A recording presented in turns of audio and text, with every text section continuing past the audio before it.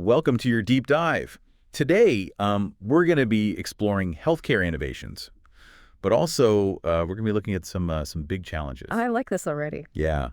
We've got some research on a device that's literally helping hearts recover, Wow. and we've got a study that shows some racial disparities in transplants, and then we have a case that shows how easy it is to miss an osteoporotic fracture.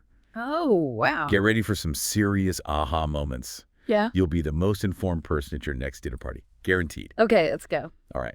Let's jump right into this research on the Impella device. Okay. It's designed for patients who are experiencing cardiogenic shock. It's one of the leading causes of death in heart attack patients. Oh, wow. Basically, their heart can't pump enough blood. Yeah. And what's so fascinating about this is that this little device, the Impella, can actually help the heart recover. Oh, wow. Yeah, the study we have here looked at 47 patients. Okay. Some got the 2.5 version, others the 5.0. Now, 47 patients, that's not a huge sample size. Right. But the results are pretty encouraging. Yeah, 72% of those patients saw their heart function recover enough to have the device removed. That's incredible. Yeah. Imagine being in that condition and this device is literally a lifesaver. It is, absolutely. Yeah. It's incredible how far medical technology has come. Yeah. Of course, we also have to look at the 30-day mortality rate, which was 25%. Right. That does seem high at first glance. It is high, but it's actually considered acceptable because these patients are so critically ill when they get the Impella. It just shows how hard it is to treat cardiogenic shock. Right. And that makes me think about that article we have on racial disparities in heart transplants. Right. It seems like even with this amazing technology, there are still these big picture challenges that prevent everyone from benefiting equally. Yeah. And this study looked at over 14,000 patients who received an LVAD, which is basically a bridge to a heart transplant. And what they found was that African-American patients were less likely to actually get the transplant compared to other racial groups like Caucasian and Hispanic patients. It wasn't just about getting the transplant, though. Right? Yeah. I mean, they also had a higher risk of dying or being taken off the wait list because their health got worse. But it wasn't that the transplant system itself was biased or anything. No. It was more about the stuff leading up to it. You got it. Yeah. The study found all these different socioeconomic factors at play, like access to good health care, insurance coverage, even education levels. These are all part of what we call the social determinants of health. So are we just treating the symptoms and ignoring the root causes? I mean, if these disparities exist in heart transplantation, what other areas of healthcare might be affected in the same way? It's a question worth thinking about. Yeah, it is. Okay, we're going to take a quick break and we'll be right back with more of our deep dive. Yeah, it really is. And, it reminds me of this research paper we have on lymphovascular invasion, Okay. or LVI for short. Yeah. Essentially, it just means cancer cells have invaded the lymphatic or blood vessels. Right. And the researchers did this meta-analysis where they looked at how LVI impacts the prognosis for people with oral squamous cell carcinoma. That sounds pretty intense. And I remember this type of cancer can be particularly aggressive. Exactly. And what they found was that patients with LVI had a worse prognosis overall. Okay. They were more likely to see the disease progress and, sadly, more likely to die from it. That's not surprising. Mm-hmm. But what I thought was really interesting was that LVI was also linked to lymph node metastasis, even in patients with early stage cancer. So it's not just like a marker of advanced disease, it can actually predict how likely it is that the cancer will spread early on. Yeah, that's a really crucial point. And, the presence of LVI can really change how doctors approach treatment. It might influence whether a patient gets surgery, radiation, chemotherapy, or a combination of therapies. It makes you realize how important those pathology reports are. I mean, they go way beyond just giving a diagnosis. They offer all these insights into how aggressive the cancer is, the likelihood of it spreading, and the potential treatment options. Totally. Pathology reports are like a roadmap for oncologists. Yeah. They guide treatment decisions, and they can help patients understand their prognosis. If you're ever diagnosed with cancer, don't hesitate to ask your doctor about what your pathology report says. It's your information, and understanding it can really help you make informed decisions about your care. Speaking of empowering information, remember that article on potential biomarkers for predicting outcomes in coronary artery bypass graft surgeries? Or CAB for short. Oh, yeah. It seems like finding ways to predict how someone will recover after such a complex surgery could be a game changer. I was so fascinated by this one. If doctors could identify patients who are at higher risk for complications, Right. they could intervene earlier and really improve outcomes. The article mentioned that there are these huge variations in recovery times, complications, and even survival rates among CABG patients. Yeah. And that's exactly why this research is so important. If we can figure out what drives those variations, we can start to move towards more personalized and effective care. It would be incredible if we could have truly personalized and precise healthcare. Imagine treatment plans tailored to each patient's unique risk factors and recovery potential. Okay. Before we wrap up this deep dive, there's one more study I wanted to mention. Okay. It's about comparing open versus bedside percutaneous dilatational tracheostomy, You're right. or PDT for short, Yeah. in cardiothoracic surgery patients. Okay. So that study looked at two different ways of performing tracheostomies. Right. Basically creating an opening in the windpipe to help people breathe. What I thought was interesting was that there weren't really any big clinical differences between the two methods. Right. Both were safe and effective. But there was a big difference in cost. The study found that PDT led to some serious cost savings because it could be done at the bedside, so you don't need an operating room. That's huge, especially in healthcare systems that are always dealing with budget constraints.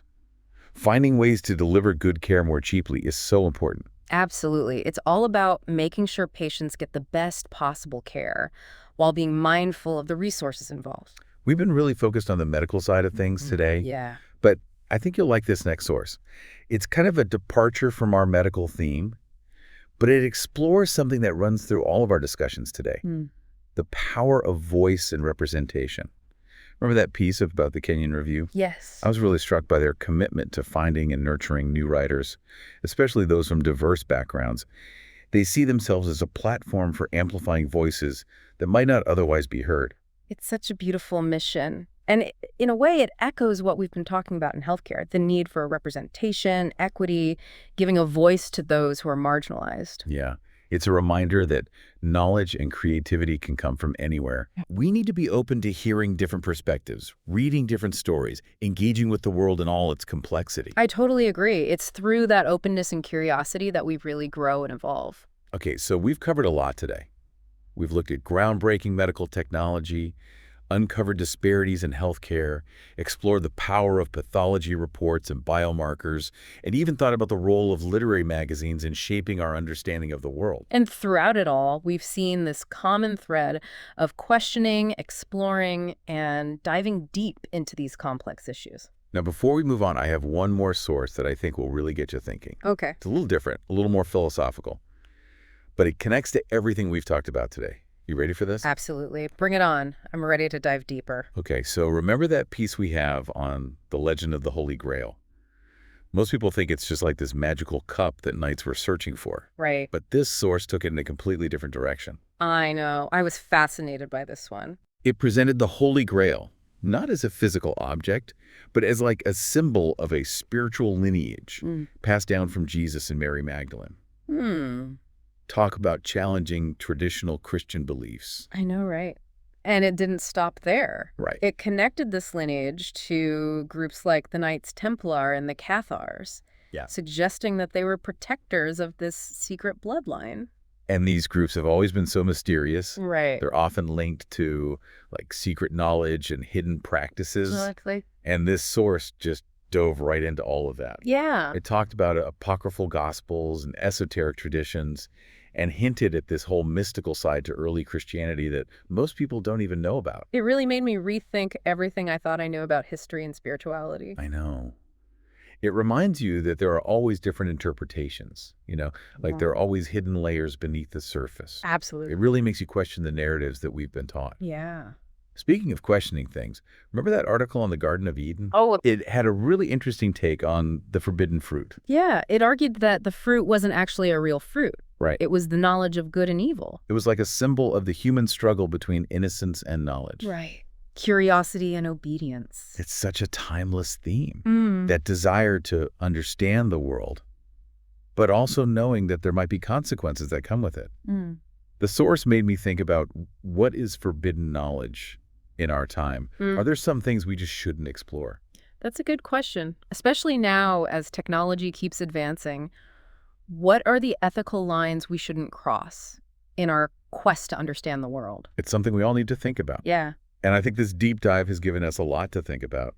We've gone from cutting-edge medical devices to ancient spiritual lineages, from cancer treatment to the power of diverse voices in literature. It's incredible, and it all seems connected somehow. Right. Whether we're talking about medical advancements or ancient legends, it all comes back to this basic human need to understand ourselves and the world around us. And with that understanding comes a responsibility to use knowledge wisely and ethically. Well said. And to our listener, we hope this deep dive has sparked your curiosity and given you some food for thought. Yeah. Keep questioning, keep exploring, and keep diving deep into the world's endless wonders. Until next time. All right, let's dive in. You want to understand more about religion and language, right? And you've brought us a fascinating mix of sources this time. We've got everything from biblical excerpts to insights on shamanism. And there's even a theory about the origin of all languages. Yeah, it's really a collection of different ways that humans try to make sense of the world and their place in it. Exactly. So we've got some excerpts from 1 Chronicles 17 about God's covenant with David. You even included two different versions, the New International Version and the Evangelical Heritage Version, which is great. We'll be looking at the Aboriginal Dreamtime, which is such a cool example of animism. And get this, we even have some research on what's called the Nostratic hypothesis. This suggests that languages like English, Finnish, and Turkish might actually be related. Pretty mind-blowing, right? It is. This deep dive is going to be an awesome journey through belief and how we communicate. For sure. So let's start with those biblical excerpts from 1 Chronicles 17. Since you gave us both the NIV and EHV versions, we can really get into the details. What stood out to you about this covenant, especially the promises God makes to David? Well, the promises are the core of this covenant, right? In both versions, God tells David, and I'm quoting the NIV here, "You are not the one to build me a house to dwell in." Okay, so not what you'd expect. You'd think David would be building a temple, right? Exactly. But the EHV phrases it a bit differently. It says, "You will not be the one to build a house for me to live in," but the meaning's the same. So no temple building for David, then what? Well, God promises to build David a house, but in this context, it means a dynasty, a line of rulers. The NIV says, "I will establish his throne forever," and the EHV is similar, saying, "I will make his throne firm forever." Wow, those are some serious promises. It's not just about David. It's about his kids, his whole legacy. You got it. And that's what makes it so interesting. These promises are huge in the Old Testament story. This isn't just a king getting a fancy palace. It's the foundation for all these prophecies about a future savior, a Messiah, who will ultimately carry out God's plan. So it's setting up this very specific lineage-based relationship between God and humanity. Right. But your other sources, they take us in a totally different direction. Let's switch gears and talk about animism. Where the line between the physical world and the spiritual world is, well, kind of blurry. Blurry is a good word for it. In animistic traditions, the world is just full of spirits. It's not just humans who have souls. Animals, plants, even rocks and rivers. Everything's alive and interconnected. Like everything has this spiritual energy. It's like the whole planet is one big, living, spiritual being. We always hear about respecting nature, but this takes it to a whole other level, right? It does, and it's not just some abstract idea either. Animism really impacts how people live their lives, like how they interact with everything around them. You shared a source about the Aboriginal Dreamtime. It seems like a really awesome example of how animism works in practice. The Dreamtime is incredible. For Aboriginal Australians, it's not just myths and legends. It's a living, breathing reality that helps them understand creation, existence, their place in the universe. It's about the ancestors who shaped the land, the spirits that live there, and the stories that connect everything. So it's kind of like a guidebook for life, a moral compass, and a history book, all rolled into one. And it's so cool how these stories get passed down through generations, keeping their culture and beliefs alive. Exactly. They express the Dreamtime through songs, dances, rituals, and art.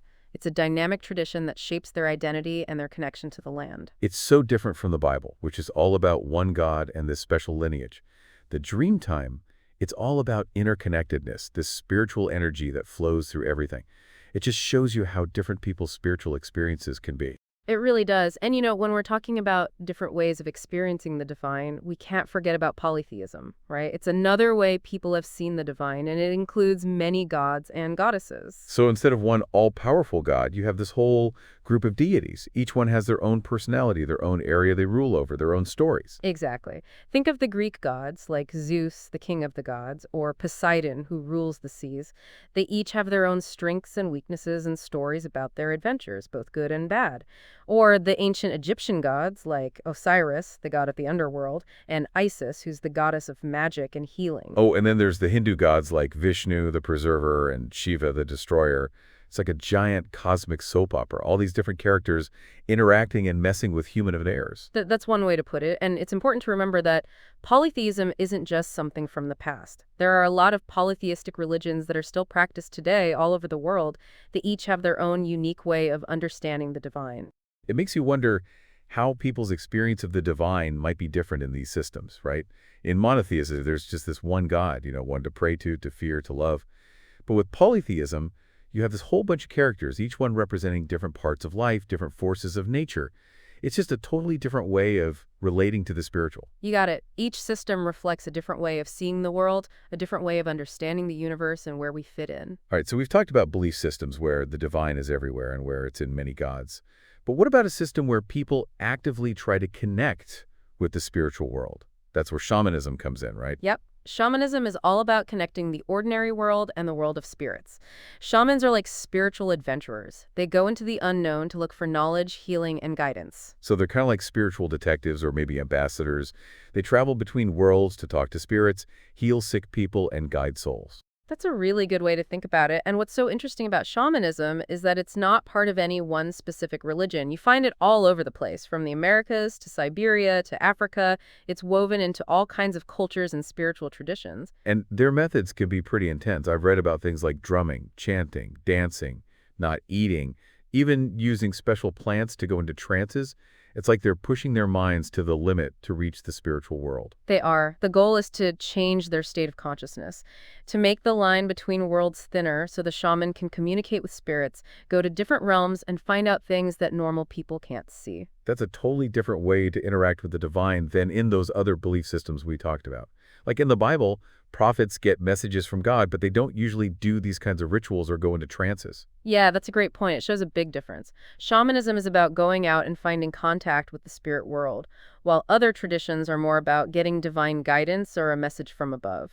So it's less about waiting for something to happen and more about taking charge, going out, and finding the answers. That's a good way to put it. That active approach, that willingness to go into the unknown, that's a key part of shamanism. We've covered so much already. Different ways of understanding the divine, different ways of interacting with the spiritual world. Human spiritual experience can be so diverse, but you know what? Time for a change of pace. We're going to talk about something totally different now, language. And not just any language, but the possibility that languages that seem completely different might actually be connected deep down. Get ready to be amazed, because things are about to get really interesting. Welcome back to our deep dive. We were just in the world of shamanism, where people go on these incredible journeys into the spirit world. But speaking of journeys, remember that wild theory about language? The one that connects languages like English and Turkish? Oh yeah, the Nostratic hypothesis. It's a fascinating one. It is. So let's get into it. What exactly is the Nostratic hypothesis, and how do linguists even start looking into something like that? It seems impossible. Basically, the Nostratic hypothesis says that a ton of languages spoken across Europe and Asia, including Indo-European, Uralic, Altaic, and some others, all came from a single ancestor language.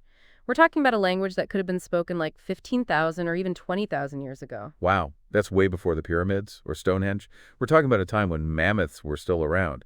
So if this hypothesis is true, that means those connections go way, way back. It connects cultures over a huge amount of time and space. It's a big claim, for sure. Trying to prove it is like putting together a giant jigsaw puzzle where tons of pieces are missing. Plus, the pieces that you do have, they've changed shape over time. So how do they even begin to find those pieces? Like there aren't any old recordings or dictionaries from back then, right? Nope, there aren't. So linguists use this process called comparative reconstruction. They look at basic words in lots of different languages, words for body parts, family, simple actions, and natural stuff. The thinking is that those basic concepts are probably not borrowed from other languages. They're more likely to have come from a common ancestor. So they're searching for patterns, similarities in words that have managed to survive for thousands of years as languages changed. Right. And it's more than just finding words that sound alike. They got to figure out how sounds have changed, how meanings have shifted, and the fact that languages do borrow words from each other. It's super detailed work, and even then, some words might sound alike just by chance. So it's not like a sure thing. There's still a lot of debate about whether the Nostratic hypothesis is true. Absolutely. It's a really complicated area of research. Some linguists aren't totally convinced by the evidence. They think the similarities could be from coincidence or contact between cultures, not a common ancestor. So it's like a linguistic detective story, and we don't know who did it yet. But even if they don't prove the Nostratic hypothesis, the research itself is pushing the boundaries of what we know about language, right? For sure, it's making us question our ideas about the history of languages and how they might be related. It's like a testament to human curiosity, how much we want to trace our roots back to the very beginning of language. Thinking about this Nostratic hypothesis, all these languages may be coming from one source, it makes me wonder about something. We've been talking about different spiritual beliefs, and I gotta ask, if all these languages are connected, does that mean those cultures' beliefs are connected too? That's a super interesting question, and it's one that's intrigued people for a long time. It's easy to assume that language and belief go hand in hand, but it's important to be careful. Yeah, just because two cultures share some language history doesn't mean they automatically have the same religion, right? You got it. Language and culture are definitely connected, but they can change in their own ways. Throughout history, cultures have adopted new religions, changed their old ones, or even completely dropped their traditional beliefs. It doesn't matter what their language history is. But couldn't you argue that language, at least a little bit, shapes how we think? If that's true, then wouldn't it make sense that it could influence our spiritual beliefs in some way, even if it's subtle? That's where things get really interesting. There's a whole field of study called linguistic relativity that looks at exactly that. How does language affect how we see the world and ultimately how we understand big abstract concepts like spirituality? Oh, yeah. I remember learning about that in college. It's the idea that the structure of a language can influence how its speakers categorize and understand the world. So maybe, just maybe, those Nostratic speakers, even though their languages changed and their cultures evolved over thousands of years, they might still have kept some little bits of their ancestors' worldview in their beliefs about spirituality. It's like an echo. That's a pretty compelling idea. We can't prove it, of course, but it's worth thinking about. It just shows how complex the relationships between language, culture, and belief systems are. We're really just beginning to understand it all. It's like those ancient linguistic thread that might be woven into how we understand spirituality, even if we can't see the whole pattern. I like that. It's poetic. And it shows how powerful language is. It shapes not only how we talk, but also how we experience the world around us, both the stuff we can see and the stuff we can't. You know what? All this talk about tracing connections back through language, it makes me want to go back to some of those spiritual traditions we talked about earlier. Let's revisit shamanism. I'm curious about how shamanism compares to animism. They both seem to be about spirits, but they approach the spiritual world in different ways. Yeah, that's a good observation. They are different, but there are definitely some overlaps. They both emphasize a direct connection with the spirit world, right? Like they both say there are spirits out there that can interact with us. For sure. But here's a key difference. In animism, the spiritual is everywhere. Like it's part of the fabric of reality. Spirits are in everything.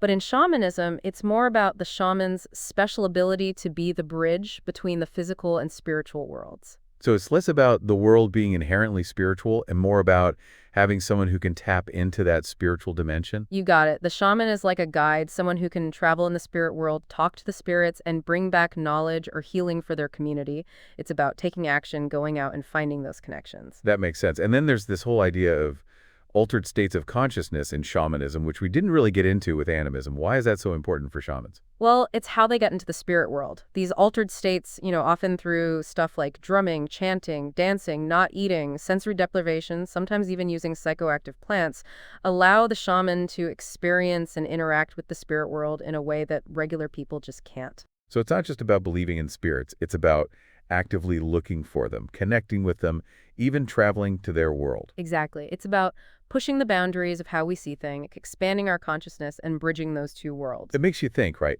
If changing your state of consciousness can really help you talk to spirits, what does that tell us about reality, about the limits of what we can perceive? Those are big questions, and they're the same questions that have driven shamanic practices for centuries in cultures all around the world. And speaking of all over the world, we've talked about how shamanism exists in so many places, but I'm realizing it's not just one thing. It seems like there are lots of different versions and interpretations. You're right. It's definitely not one uniform religion or belief system. It's more like a bunch of practices and techniques that get adapted to fit the specific cultural and spiritual beliefs of different groups. So there's no one right way to define shamanism. Exactly. What might be a key shamanic practice in one culture might not exist at all in another. The heart of shamanism is this human need to connect with what we can't see, to tap into those spiritual forces that shape our world. It's like this universal urge, but people express it in so many different ways, all trying to connect with the divine.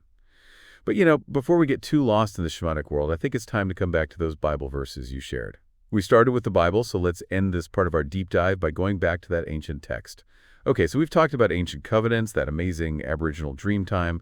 We even explored the spirit world with shamans. Now let's get back to the Bible. Remember those excerpts from 1 Chronicles 17, where God makes a covenant with David, promising them this dynasty that will last forever? There's more to those verses, right? Definitely. We touched on those big promises about the dynasty and the throne, but there's a deeper meaning there. Remember how God specifically tells David he won't be the one to build a house for him. Both the NIV and the EHV say that. Yeah, you are not the one to build me a house to dwell in, is what the NIV says. Right, and the EHV says, you will not be the one to build a house for me to live in. Same idea.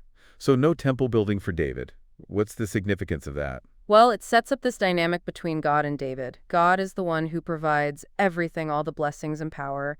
David's job is to be faithful, obedient, and to be a good leader. It's a relationship, both sides have to do their part. So it's not like David just gets this free pass to an eternal dynasty. He's got responsibilities. Exactly. And this whole idea of a covenant, this binding agreement between God and his chosen people, it shows up again and again in the Old Testament. It's the basis of the whole relationship between God and Israel. And those covenants, they usually come with conditions, don't they? Like, if the people follow God's laws, good stuff happens. But if they don't, there are consequences. It's kind of a high-stakes situation. Oh, yeah, definitely high stakes. The covenant, it's not just one-sided. It has obligations on both sides. So this covenant with David is like setting an example. God's saying, I'm giving you this dynasty, but you and all your descendants have to follow my laws and rule fairly.